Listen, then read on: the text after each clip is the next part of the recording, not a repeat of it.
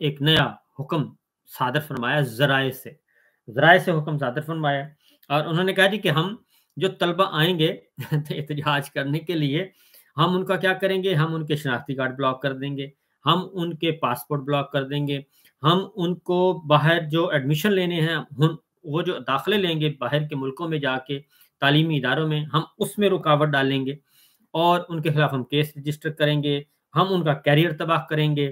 تو اس کے ساتھ ساتھ ہم ان کو اسکولوں اور کالجوں سے نکال دیں گے اور ان کا تعلیمی کیریئر روک دیں گے۔ اب ان عقل کے اندھوں سے پوچھے کہ ان میں سے کون سا کام ہے جو پاکستان کو بہتری کی طرف لے کے جا رہا ہے اور جو پاکستان کے لیے اچھا ثابت ہوگا۔ آپ نوجوانوں کو جو پہلے ہی آپ سے نفرت کرتے ہیں، جو آپ کے ساتھ غصہ کر کے بیٹھے ہیں، جو آپ کو پہلے ہی پسند نہیں کرتے، آپ ان کو مزید ابھار رہے ہیں، ان کو مشتعل کر رہے ہیں، ان کو اشتعال دلا رہے ہیں کہ اگر آپ نکلے، کیونکہ یہ اس لیے طلبہ سے اس لیے ڈر رہے ہیں، طلبہ و طالبات آپ لوگوں سے یہ اس لیے ڈرتے ہیں کہ بنگلہ دیش میں طلبہ و طالبات، اسٹوڈنٹس نے ہی سارے کا سارا کام کیا اور اسٹوڈنٹس نے ہی حکومت کو چلتا کیا، کوئی اور نہیں تھا، کیونکہ اپوزیشن کو وہ دبا چکے تھے، سب کو مار چکے تھے اور باقی ساری اپوزیشن رہنماؤں کو جیلوں میں ڈال چکے تھے، تو وہاں پہ طلبہ نکلے تھے اور طلبہ نے یہ کام کیا تھا۔ تو لہٰذا طلبہ سے اس لیے ڈرتے ہیں۔ تو آج نقوی صاحب نے یہ خبر چلوائی ہے کہ جناب طلبہ کو بتا دیں کہ ہم یہ کر دیں گے اور ہم وہ کر دیں گے، لیکن طلبہ جو ہیں، اسٹوڈنٹس، وہ بھرپور تیاری کے ساتھ موجود ہیں اور انہوں نے بھی نکلنا ہے۔ اور سب سے زیادہ کس سے خوفزدہ ہیں؟ یہ خوفزدہ ہیں جی راولپنڈی اسلام آباد کے طلبہ سے، کیونکہ وہ تو گھر میں ہی بیٹھے ہیں اور انہوں نے تو صرف گھر سے باہر نکلنا ہے اور سڑک پہ آ جانا ہے، بات ختم۔ اور اسلام آباد اور راولپنڈی کے صرف اسلام آباد اور راولپنڈی کے طلبہ و طالبات کی تعداد آپ اندازہ کر لیں کہ کتنی ہے، وہ ہزاروں میں ہیں، ٹھیک ہے جی، ہزاروں کی تعداد میں، لاکھوں کی تعداد میں طلبہ ہیں اسلام آباد اور راولپنڈی میں، لاکھوں کی تعداد میں، ٹھیک ہے جی، تمام یونیورسٹیز، کالجز، سب تو وہ باہر آتے ہیں اسلام آباد اور راولپنڈی۔ اس کے بعد جو ہے چکوال، جہلم، اٹک اور تراگنگ، یہ جو 4-5 ضلع ہیں، ان کے جو ہے وہ ان سے سب سے زیادہ خوفزدہ ہیں۔ تو طلبہ کے لیے یہ دھمکی دی ہے۔ اس کے بعد آج اسلام آباد انتظامیہ نے، ڈسٹرکٹ مجسٹریٹ ڈپٹی کمشنر صاحب نے 7 سرگرمیوں پر پابندی لگا دی ہے۔ اس سے آپ اندازہ کر لینا، تو میں جو باتیں کر رہا ہوں کہ یہ کافی پریشان ہیں، اندر خانے سکون سے نہیں بیٹھے، ان کو اندازہ ہے، کیونکہ پچھلی دفعہ ان کا تھا کہ یہ ڈی چوک ہم نہیں پہنچنے دیں گے، تو ڈی چوک تو ان کے پاس نہیں رہا تھا، ڈی چوک تو پاکستان کی عوام کے پاس تھا۔ وہ جب چاہتے تھے آتے تھے اور اپنا ہلا گلا کر کے چلے جاتے تھے، اپنی حاضری لگواتے تھے ڈی چوک اور واپس چلے جاتے تھے۔ تو 1 دن نہیں، 2 دن نہیں، 3 دن یہی کچھ ہوتا رہا، اور پھر فوج کو بھی بلانا پڑا، پھر فوج نے بھی کوئی مزاحمت نہیں کی اور انہوں نے بھی کہا کہ جناب ہم اس سے زیادہ کچھ نہیں کر سکتے، پھر فوج کو وہاں سے ہٹا دیا گیا۔ تو پھر شنگھائی کانفرنس کے پیچھے چھپنے کی کوشش کی اور وہ بھی گزر گئی۔ تو بہرحال ڈسٹرکٹ مجسٹریٹ نے جی 7 سرگرمیوں پر پابندی عائد کر دی ہے، اور اس میں ہے اسلام آباد بھر میں اسلحے کی نمائش۔ یہ پہلے بھی اسلحے کی نمائش، پہلے کون سا اسلام آباد جو ہے وہ اسلحہ ہی اسلحہ وہاں پہ کبھی مجھے نظر نہیں آئی، بندوق لے کے بندہ پھر رہا ہو سر عام، ایسا تو کچھ نہیں ہوتا۔ تو اسلام آباد میں اسلحہ کی نمائش، وہ حالانکہ پہلے بھی پابندی ہے اور پہلے بھی اسلحے کی نمائش کی اجازت نہیں ہے، یہ اب انہوں نے پتہ نہیں کیوں کیا۔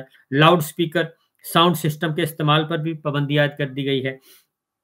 تو لاؤڈ سپیکر تو بھئی اذانیں تو ہوتی ہیں، تو کیا علماء کرام مساجد میں اذانیں نہ دیں، خطبے بھی ہوتے ہیں، خطبے نہ دیں، 5 وقت کی نماز ہو رہی ہے، تو یہ 7 دن کے لیے کیسے لاؤڈ سپیکر پر پابندی جو ہے اس پہ عمل ہوگا؟ ساؤنڈ سسٹم پہ پابندی لگا دی گئی۔ ہینڈ بلز، پمفلٹس کی تقسیم، پوسٹر لگانے اور وال چاکنگ پر پابندی لگا دی گئی ہے۔ اور اس سے آپ اندازہ کر لیں کہ یہ کتنا ڈرے ہوئے ہیں کہ کہیں ہینڈ بل یعنی کہ تقسیم نہ ہو جائے اور پمفلٹ تقسیم نہ ہو جائیں، پوسٹر لگائے جائیں، وال چاکنگ۔ مذہبی منافرت اور نفرت انگیز تقاریر ساؤنڈ سسٹم پر چلانا بھی ممنوع قرار، یہ پہلے بھی پابندی ہے، یہ یہاں پہ پتہ نہیں کیوں ڈال دیا گیا، یہ ہے ہی خلاف قانون ہے مستقل۔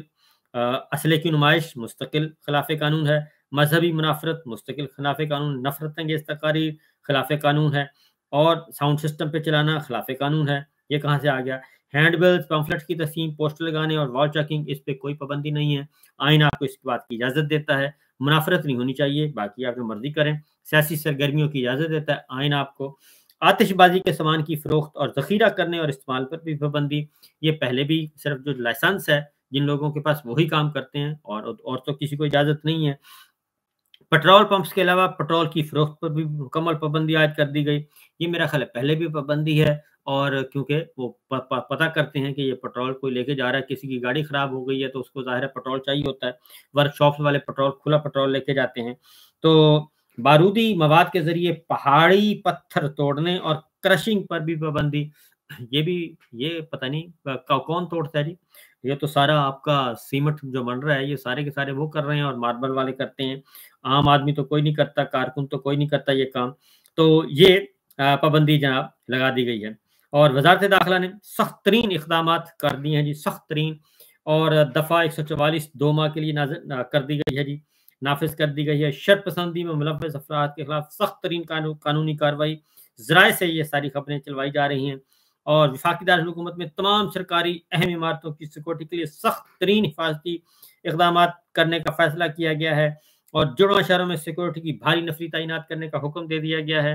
احتجاج کے دوران مہاجرین کیمپوں کی جیو فینسنگ ہوگی، وہ پہلے بھی ہونی چاہیے جی، اس وقت کیوں ہوگی، مستقل ہونی چاہیے. وہ تو افغان مہاجرین کیمپوں کی جیو فینسنگ تو یہ آپ کا مستقل ڈیوٹی ہے، یہ اس وقت آپ کیوں کہہ رہے ہیں. اور اس کے ساتھ ساتھ طالب علموں کی تعلیمی اسناد اور داخلے منسوخ کرنے کے علاوہ کے فیصلے پر بھی غور ہو رہا ہے. تو یہ باتیں ہیں بچگانہ قسم کی. اور شناختی کارڈ منسوخ کر دیں گے، سم بلاک کر دیں گے. بھائی شناختی کارڈ اور پاسپورٹ گورنمنٹ آف پاکستان، ریاست پاکستان دیتا ہے اپنے شہریوں کو، اور یہ کسی کی والد صاحب کی جاگیر نہیں ہے کہ آپ کسی کا پاسپورٹ چھین لیں.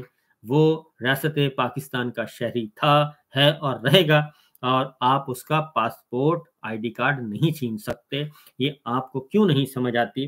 وہ بندر کے ہاتھ میں اس طرح آ گیا ہے، اور وہ اپنوں کو ہی گلے کاٹنا شروع کر دیے ہیں اس نے، اور تو کسی کا کیا کرنا تھا. یہ کام کر رہے ہیں جی. اس کے بعد یہ صورتحال تو ہے ان کی آپس کی، میں نے آپ کو بتا دی. اس کے بعد پاکستان تحریک انصاف پرسکون طریقے سے جی اپنا ڈور ٹو ڈور کام کر رہی ہے، ہر شہر میں کر رہی ہے. اسلام آباد، پنڈی، چکوال، جیلم، ان کو زیادہ فوکس کیا ہوا ہے، قریب کے اضلاع کو زیادہ فوکس کیا ہوا ہے، کیونکہ یہاں پہ آپ کو معلوم ہے لاکھوں ووٹرز پاکستان تحریک انصاف کے موجود ہیں جنہوں نے ووٹ دیا تھا. اور تمام سیٹیں پاکستان تحریک انصاف جیتی ہوئی ہے. اسلام آباد کی تینوں قومی اسمبلی کی سیٹیں جیتی ہوئی ہے. راول پنڈی کی تمام قومی اسمبلی اور صوبائی اسمبلیوں کی سیٹیں ان کے پاس ہیں، راول پنڈی ڈویژن کی. اور یہاں پہ کوئی ایک سیٹ بھی، سب فارم 47 والے تقسیم کیے ہوئے ہیں. اور chief election commissioner Rawalpindi Liaquat Hussain Chattha صاحب، ان کی باقاعدہ طور پہ پریس کانفرنس موجود ہے، اور انہوں نے کہا تھا اس میں چیف الیکشن کمشنر بھی ملوث ہے، اس میں چیف جسٹس قاضی فائز عیسیٰ بھی ملوث ہے، اور مجھے بھی سزا دیں، مجھے بھی پھانسی کے پھندے پہ لٹکائیں، ان کو بھی لٹکائیں جنہوں نے سارا رزلٹ چوری کیا ہے. تو یہ تو ہو گیا جی. اب آتے ہیں عمران خان صاحب کا. بشرا بی بی اور علیمہ خان صاحب جی رہائی کے لیے متحرک ہیں، اور انہوں نے بھرپور قسم کی. بشرا بی بی کے شوہر ہیں عمران خان صاحب، اور اب زیادہ پتہ نہیں کیوں ان کو مسائل ہو رہے ہیں جی اتنی زیادہ، کیونکہ آج پھر پریس کانفرنس ہو رہی ہے وزیروں کی. وزیر مشیر پریشان ہیں، اور وہ بشرا بی بی کی ایک آڈیو آئی ہوئی ہے، اس کو لے کر ڈھول پیٹا جا رہا ہے. تو ان شارٹ میں آپ کو بتاؤں گا کہ ذوالفقار علی بھٹو صاحب جب جیل میں گئے تو بڑے بڑے پارٹی لیڈر چھوڑ کے چلے گئے تھے، اور کمپرومائزڈ ہو گئے، ڈر گئے، چھوڑ گئے اور خوفزدہ ہو گئے. اور اس وقت ان کی اہلیہ محترمہ نصرت بھٹو صاحبہ نکلی، اور انہوں نے پھر تگ و دو کی، اپنے شوہر کو بچانے کی کوشش کی، لک آفٹر کیا. تو وہ نہ بچا سکیں، لیکن ایک سٹرگل ہے ان کی، لمبی سٹرگل ہے. پھر پارٹی کو انہوں نے لے کے چلی، پھر محترمہ بے نظیر بھٹو کو کی پرورش کی، اور سارے چیزوں کو لے کے چلی، اور اپنی پارٹی کو بچایا. اور اس وقت پھر محترمہ بے نظیر بھٹو کے ساتھ بھی یہی ہوا جی. اس کے بعد بھٹو صاحب کے بعد نواز شریف صاحب کے ساتھ جب ہوا تو بیگم کلثوم نواز، کیونکہ باقی سارے چھوڑ گئے تھے، بیگم کلثوم نواز نکلی ان کے اپنے شوہر کو بچانے کے لیے، اور انہوں نے سارے ان کو لک آفٹر کیا اور معاملات طے کیے. اور اس کے بعد جب سیکنڈ ٹرم آئی پاناما وقت، اس وقت مریم صاحبہ نکلی، ان کی بیٹی، انہوں نے کیا، کیونکہ باقی تو سارے بھاگ بھوگ گئے، کوئی بھی نکلا جی ٹی روڈ پہ. مریم بھی اکیلی ہوتی تھی، یا ساتھ 2-3 بندے ہوتے تھے، باقی سب دوڑ گئے تھے اور کوئی نہیں نکل رہا تھا. اس کے بعد اب اگر عمران خان صاحب جو ہیں ان کو بچانے کے لیے ان کی اہلیہ بشرا بی بی آتی ہیں، یا ان کی بہنیں متحرک ہوتی ہیں اور وہ تغدو کرتی ہیں، ان کی رہائی کے لیے متحرک ہوتی ہیں، تو میرا خیال ہے کہ کسی کو اعتراض نہیں ہونا چاہیے۔ یہ سمجھ نہیں آ رہی، لیکن لگتا یہ ہے کہ پریشانی کچھ اور ہے۔ اور اس کے ساتھ ہی عمران خان صاحب کا جنرل عاصم منیر صاحب کا شکریہ ادا کیا ہے عمران خان صاحب نے، اور بھرپور طریقے سے شکریہ ادا کیا ہے۔ اور کیوں کیا ہے وہ میں آپ کو بتا دیتا ہوں۔ آپ علیمہ خان صاحبہ کی زبانی سنیے گا کہ انہوں نے شکریہ ادا کیا ہے خاص طور پہ عمران خان صاحب نے chief of army staff general Asim Munir صاحب کا شکریہ بھیجا، شکریہ کا پیغام بھیجا ہے، اور بڑا ہنسی خوشی انہوں نے شکریہ ادا کیا ہے۔ سنیے۔ اور آپ کو یہ بھی پتہ ہے کہ عمران خان نے یہ بھی کہا کہ میں عاصم منیر کا شکریہ ادا کرتا ہوں۔ سنیے۔ اور آپ کو یہ بھی پتہ ہے کہ عمران خان نے یہ بھی کہا کہ میں عاصم منیر کا شکریہ ادا کرتا ہوں کہ انہوں نے جو نظریاتی لوگ نہیں تھے وہ ان کو خود ہی لے کر چلے گئے، انہوں نے ان کا شکریہ بھی ادا کیا کہ جن کو جانا چاہیے تھا، جو نظریاتی لوگوں کو وہ جو نہیں تھے، نظریاتی لوگ جو لیکچبلز تھے، وہ پارٹی سے ان کو وہ لے کر چلے گئے۔ عاصم منیر صاحب اچھا اگلا جو انہوں نے ایک اور چیز آپ کو بتا دوں، تو انہوں نے کہا جی کہ جو لوگ لے کے چلے گئے پارٹی سے، جن کو الیکٹیبلز کہا جاتا تھا، یعنی وہ جو پرویز خٹک صاحب وغیرہ، انہوں نے ایک پارٹی بنائی خیبر پختونخوا میں، وہ اپنا دھڑا لے کے نکل گئے، اور پنجاب میں بنی تھی آئی پی پی استحکام پاکستان پارٹی، جہانگیر ترین صاحب، علیم خان صاحب، وہ اپنا دھڑا لے کے نکل گئے۔ تو انہوں نے کہا کہ جان چھوٹی، اور جنرل عاصم منیر صاحب کا انہوں نے کہا بہت بہت شکریہ کہ میرے جو غیر نظریاتی لوگ تھے اور گھس بیٹھیے تھے، جو الیکٹیبلز کہلاتے تھے، ان سے میری پارٹی جان چھوٹی اور میری پارٹی ہو گئی صاف۔ اب جو میرے ساتھ ہیں وہ خالص ہمارے ہیں اور ہمارے ساتھ بیٹھے ہیں، اور ہم ان پہ بہت زیادہ خوش ہیں۔